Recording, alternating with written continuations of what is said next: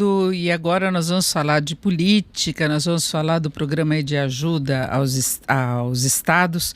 Nós estamos em contato agora com o senador Oriovisto Guimarães, que apresentou aí uma emenda a esse processo, a esse projeto que está sendo discutido pelo Senado, e vamos falar sobre isso. Senador, boa tarde. Boa tarde, Denise. Ele está com vocês. Bom, eu queria saber o teor da proposta que o senhor apresentou alternativo. O Senado ainda vai discutir, agora tendo a relatoria do presidente da Casa. Qual que seria o seu encaminhamento? Veja, Denise, o que eu apresentei, para que os nossos ouvintes possam bem entender, eu prefiro explicar através de uma comparação. Imagine que uma família, Denise, tem uma emergência, tem uma doença de um dos seus membros e precisa realizar fortes despesas, alguém tenha que parar para trabalhar, e, enfim, para cuidar do doente. Isso vai gerar uma situação que essa família vai ter que se endividar, vai ter que tomar dinheiro emprestado para poder sair dessa situação. Mas passada a situação, superada a dificuldade, a família vai ter que pagar a conta das dívidas que fez por ocasião da doença. E todos os membros da família são solidários e deveriam ajudar. Então ocorre com o nosso Brasil exatamente a mesma coisa. Estamos vivendo uma pandemia, os diversos setores da sociedade estão sofrendo e sofrendo muito. Empresários têm o seu lucro diminuído ou até mesmo cessado, algumas empresas chegam a falir, muitos empregados da atividade privada têm seus salários reduzidos, outros têm simplesmente o seu emprego desaparece, não é? E nós entendemos que o funcionalismo público, todos os 12 milhões de brasileiros que trabalham na área pública, seja nos municípios, nos estados ou na União, deveriam também ter uma parcela nessa pandemia. Colaborar de alguma forma, porque depois que acabar a pandemia, o país possa pagar suas dívidas, que o governo está se endividando, estados, municípios e União está se endividando para poder fazer frente a essas despesas todas, para poder ajudar empresas, enfim, para enfrentar a pandemia. Como é que eles vão dar essa ajuda?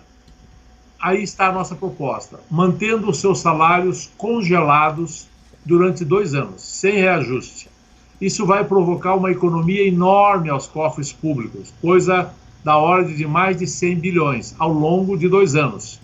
Então é uma contribuição que não está vindo necessariamente em dinheiro agora, mas que virá depois que passar a pandemia. É a forma do pessoal, do funcionário público, ajudar o Brasil a atravessar essa crise. Quando eu digo congelar os salários, eu quero dizer congelar salário de senador, de deputado, de prefeito, do presidente da República, de vereadores, de ministros, de todos.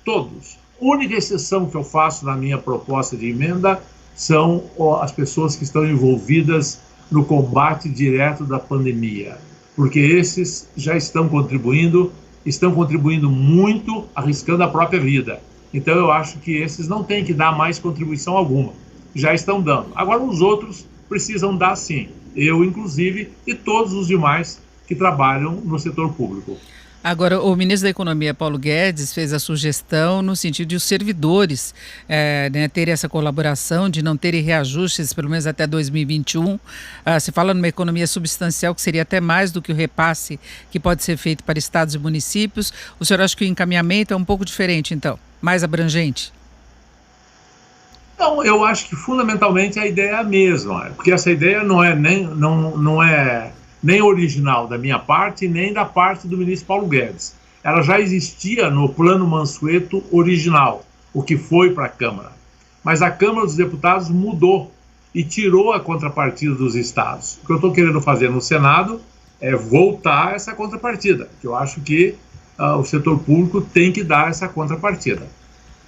Agora, o senhor vê condições de uma aprovação rápida nesse sentido, de se ter adesão? Nós temos a bancada do funcionalismo muito forte no Congresso, de modo geral, e foi uma coisa que se colocou desde o início como uma restrição. Aliás, quando se fala em mudanças na área administrativa, a própria reforma foi adiada várias vezes, né?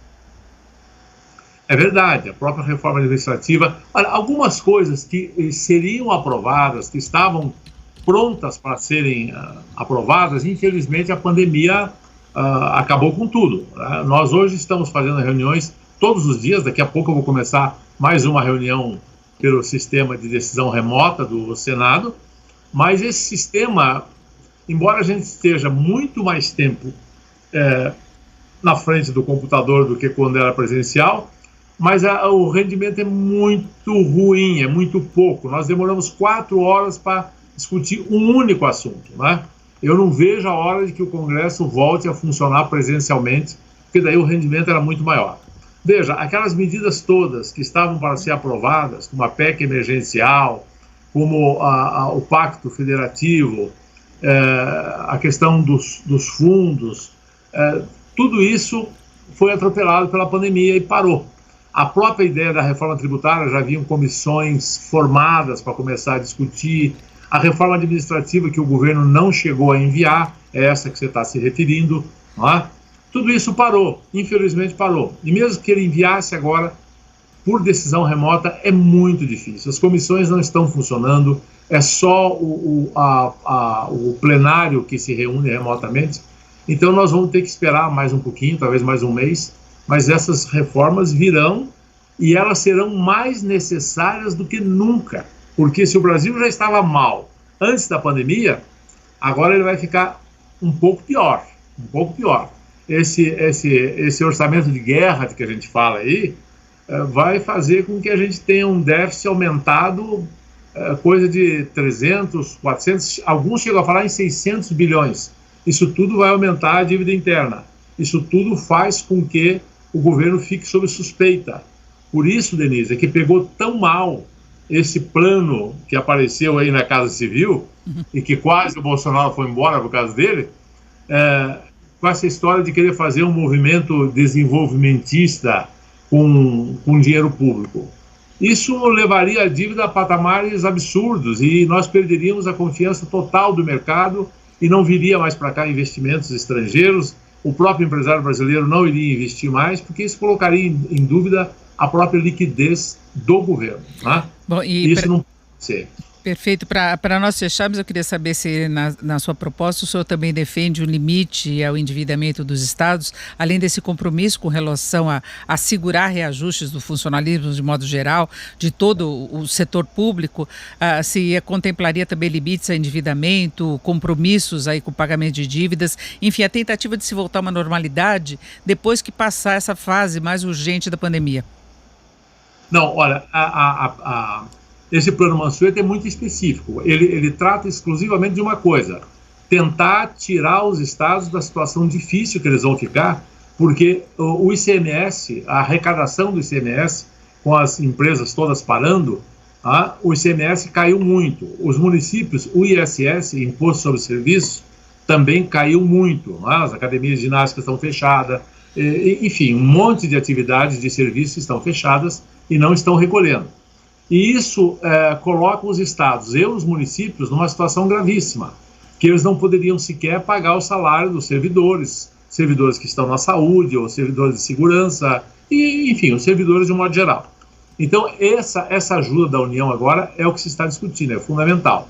E o que se quer é que os estados deem uma contrapartida a esta ajuda. A questão de limite a endividamento não é a hora de falar nisso agora. Isso era um item da PEC emergencial que está parada e que voltará à discussão, espero, assim que a gente voltar a se reunir presencialmente.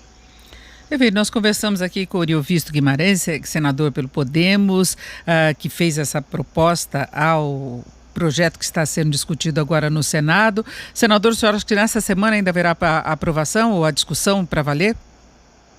O relator dessa proposta é o presidente do Senado, o senador Davi Alcolumbre. Ele nos prometeu que quinta-feira agora, não é? Portanto, depois da manhã, hoje é terça, não é? Então, isso. Depois da manhã, ele apresenta o relatório dele.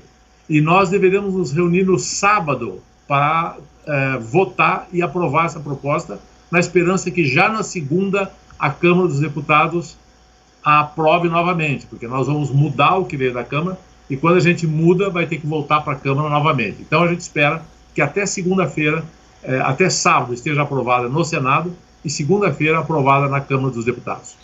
Muito obrigada, senador. Uma boa tarde. Boa tarde. Eu que agradeço.